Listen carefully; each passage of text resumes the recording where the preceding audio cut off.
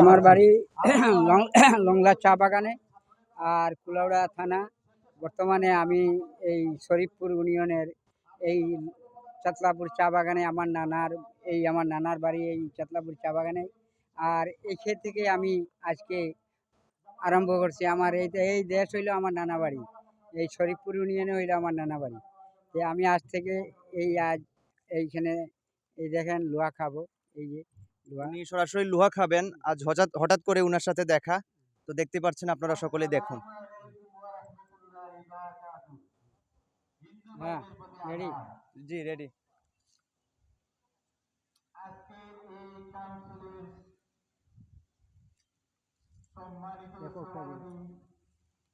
খেয়ে ফেলেছেন?